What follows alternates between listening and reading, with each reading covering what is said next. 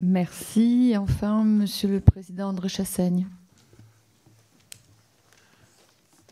Merci Madame la Présidente. C'est vrai que ce rapport est passionnant et en même temps bouscule beaucoup, puisqu'on touche à des questions éthiques extrêmement importantes, et notamment, peut-on confier à une machine, vous l'avez bien montré, la décision de donner la vie ou la mort? Et on a pu, chacun d'entre nous, peut-être voir ces films où des opérateurs qui quittent leur domicile le matin et rentrent chez eux le soir et jouent avec leurs enfants, sont obligés de prendre des décisions qui, quelquefois, sont terribles à prendre quand au dernier moment.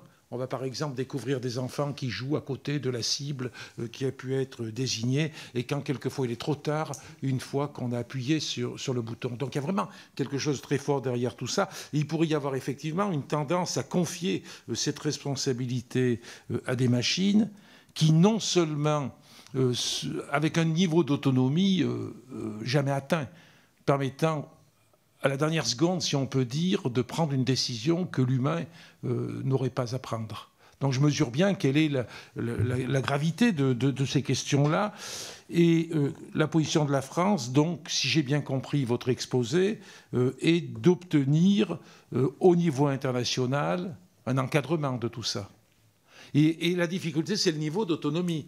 Je disais par exemple que, est-ce que les ordres, un ordre de départ va être donné par un chef militaire?